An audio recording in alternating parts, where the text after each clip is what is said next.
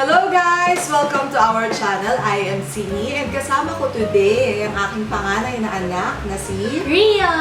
Yan. So, ang ituturo namin sa inyo today is kung paano gumawa ng spam baked sushi. Kaya kasama ko siya kasi palagi siya na yung gumagawa ng mga spam baked sushi namin. Nandito lang ako to guide her. So, ano-ano yung mga kailangan natin? Start ka sa rice. We need 180 grams of rice, 1 tablespoon of apple cider vinegar, and 1 tablespoon of sugar. Okay, so 1 tablespoon, tama ba? Yeah. 1 tablespoon of apple cider vinegar and 1 tablespoon of sugar. Tama? Okay, so minix niya na yan kanina. Since wala kaming rice vinegar, pwede rin natin i-substitute si apple cider vinegar. Next, ano pa kailangan mo sa rice? Furikake.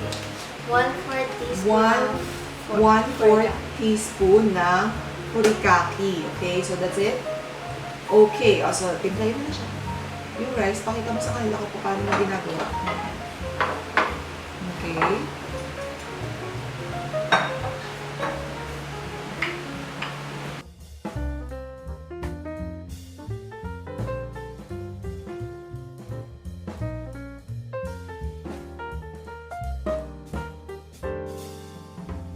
You have to mash the rice.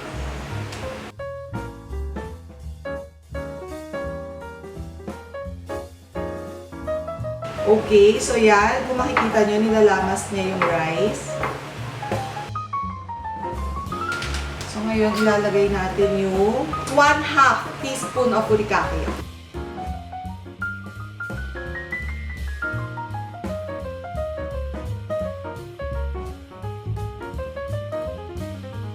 Once you can form a ball with the rice, it means it's ready. Okay. Ready for you to put it in the tray. Okay, so put it in the tray now.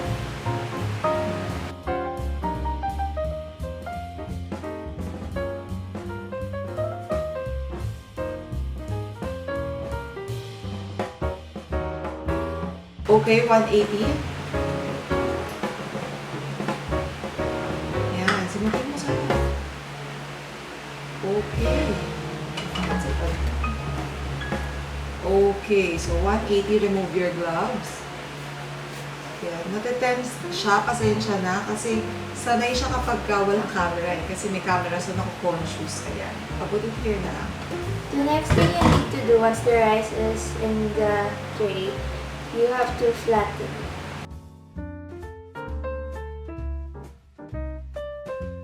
Okay, so yung next step dito is lalagyan natin itong tinatawag na sushi nori or seaweeds to eh. Ayan. Sushi nori. Isa, okay. Then, set aside lang muna siya. Okay? Gawin natin yung next step. Kailangan natin ng 8 ounces of cream cheese. okay, good. 1/2 cup of Koopy mayonnaise, and 1/4 cup of regular mayonnaise. Okay.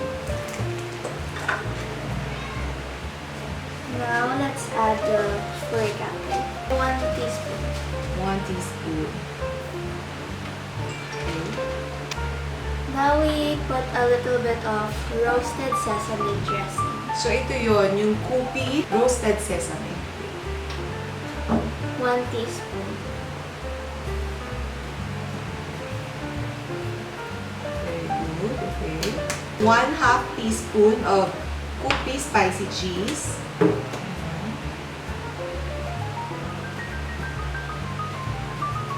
So, that's 1/4 plus 1/4 is equal to 1/2. Very good. Okay, next. Put in. You mix it first. Okay, mix it.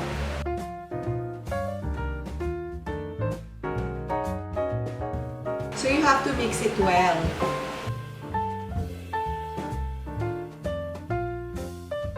Once it's mixed together, you add the 10 pieces of crab stick. Okay.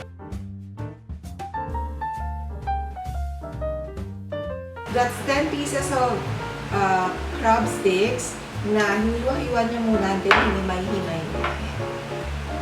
Actually, yung iba dinudurog yan, pero kasi siya, mas gusto niya pag kumakain siya, yung meron siyang nangunguya, medyo buo-buo pa, kaya hindi niya talaga chinap-chop ng maliliit. Sobrang dali lang gawin ito, di ba? Sobrang trending to, no? Ito, magagamit niyo tong recipe na to sa mga pangbenta-benta niyo rin everyday. Sobrang dali niya lang gawin, tapos napakasarap niya pa. Okay, so here's the spam. So next is, what's your next step? Okay, the wasabi. 1 teaspoon of wasabi.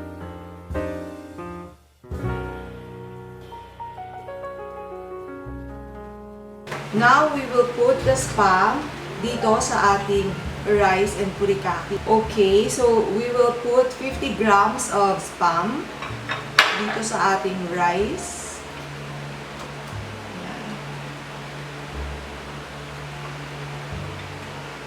Yeah, we will top it sa rice natin naman. Oh, that's too much. No, 44. So, talagang kailangan timbang na timbang para hindi kayo malugi. Ayan, kailangan sukat na sukat lahat ng ilalagay nyo. And para pag nag-costing kayo, ayan, maaanin nyo ng tama yung pulunan nyo at yung tubo nyo, no? Malalaman nyo kung kumikita ba kayo o nalulugi na kayo sa ginagawa ninyo. So, dapat lagi kapag magtitinda kayo, susukatin nyo, okay? Now, we spread the sushi spread. Okay, yung sushi spread na ginawa niya kanina, ilalagay na niya sa ibabaw nitong spam. We have to put 120 grams. Okay, sa solid tray na ginagawa namin, 120 grams of sushi spread yung inilalagay namin. Okay, that's enough. That's 123, but that's okay. Konting difference is okay. Ayan. And she knows that. Too much, magagalit na si Mami. Malulugi na kami. Ayan.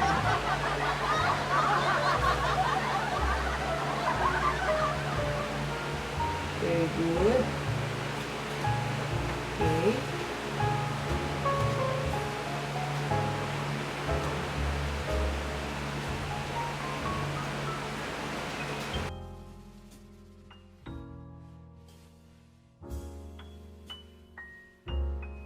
Okay, so now after that, we put the toppings. Okay, the toppings. Yeah. We first put the cheese sauce. Cheese sauce. Okay, favorite part niya yung toppings. Siya nagde-design yan.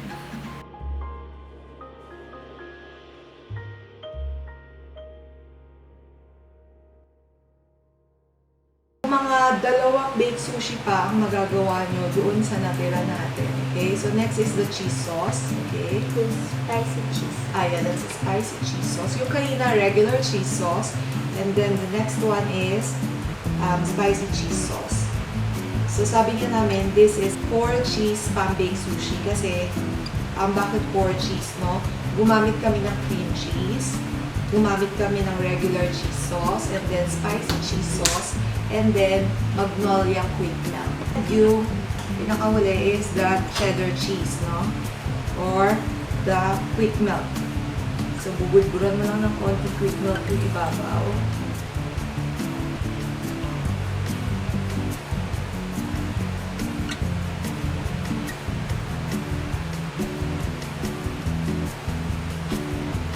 Okay, next.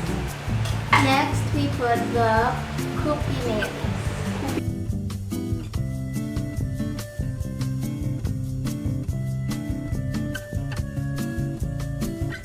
Ayan, so sa mga gusto na matikman ito, ayan, ibibigay po namin sa inyo itong dalawang ginagawa namin na kasi diet kami may rice to. Kapag gumagawa kami ng spam baked sushi namin, kinakain namin walang rice. So since wala na nag-rice sa bahay namin, hindi na kami gumagawa ng may rice. Pinakita lang namin sa inyo kung paano gawin. So, if gusto niyo po matikman to, itong dalawa na ito pamibigay namin.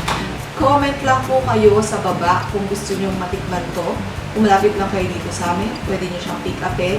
Kung taga Maynila kayo, pwede nyo siyang ma-pick up. Oh, what's next? Next, we add the hot sauce. Okay, the hot sauce. So, habang naglalagay siya ng hot sauce, dadaldal muna si Mami. Okay, so, yun nga yung sinasabi ko. Kung gusto nyo to, ang gagawin nyo lang, you need to share this vlog that we are doing. Tapos, ipili kami kung sino sa inyo yung bibigyan namin ito kung taga Maynila kayo. Dalawa yung mapipili, of course, kasi dalawa to. Itong spam baked sushi na ito. Ayan.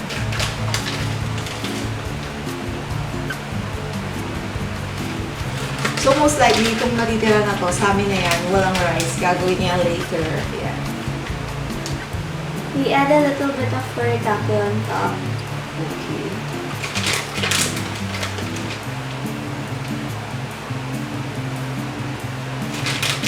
So, magsisprinkle ka lang ng furikake para maganda siyang tignan.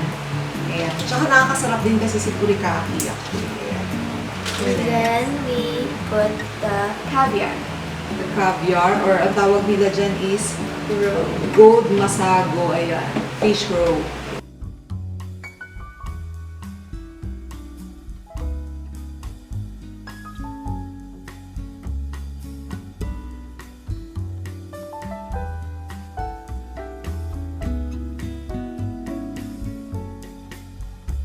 Ito, medyo mahal to, no? So, dapat hindi masyadong aksayado kapag naglagay kayo nito.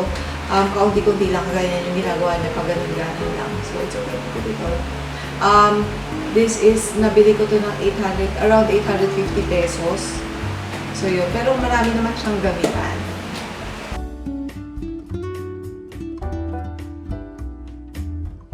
Then, the furikake, nabili ko naman ito. Ito isa sa nagpapasarap ng ating spam baked sushi, ang furikake. This is 150 pesos. Tama, 19 grams siya. 150 pesos. And, syempre, hindi kumpleto to kung walang seaweeds. So, ito na po yung finished product niya. Charan! Ayan. Ganda. Ayan. So, after nito, isasalang lang namin ito sa oven for 15 minutes. Pero dapat bago mo siya isalang sa oven, naka-preheat na siya na 200 degrees, no? So, yun. Tapos 15 minutes. After 15 minutes, tanggalin mo na sa oven, pwede na siyang kainin. Ayan. So, ito yung partner niya, no? So, kapag bumili ka ng ganito o gumawa ka ng ganito, kailangan, kapag nagbenta ka ng ganito, meron ka rin ganito, seaweeds, pang partner mo dito. So, yung tamang pagkain kasi nito, no? Kukuha ka ng isang pirasong seaweeds, then kuha ka nitong baked sushi mo, ipasok mo doon. Tapos. Ayun, pero ako kasi, minsan binabalot ko siya talaga 2, 3. Malakas ako dito. Siguro sa isang ganito, nakakatatlong, ubos sa akin itong 3 pack na to. Kasi actually, pinapapak ko yun talaga to dahil masarap siya, diba? Ayun, snacks namin to, hindi pa nauuso to. Favorite snacks na namin talaga yung mga seaweeds. I hope na may natutunan po kayo ngayon sa video na ginawa namin mag-ina. And do you want to say something? Ayan. So, excited siya. Makita nyo, ang ngiti niya abot tenga kasi may natira. So, yung tira, siya yung kakain niya. Ayan. Anyway, so yun lang. I hope na nagustuhan nyo po ang aming vlog for today. If nagustuhan nyo po yung mga ganitong klaseng vlog, please click like para uulit po kami na gumawa ng iba't ibang recipe na magugustuhan ninyo o pwede ninyong lutuin or gawin kapag mayroong occasion sa inyo, pang-araw-araw na ulam, or may celebration, or di kaya pwede nyo magamit na pangbenta. So, hit nyo lang po yung like. Or if meron po kayong mga suggestion or comments, message lang po kayo sa baba. Again, if you want this for free, no, hindi namin kakainin dahil may rice, hindi na kami nag-rice.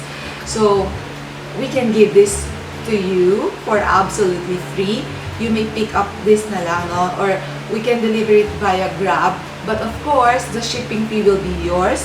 Produkto lang po yung free namin.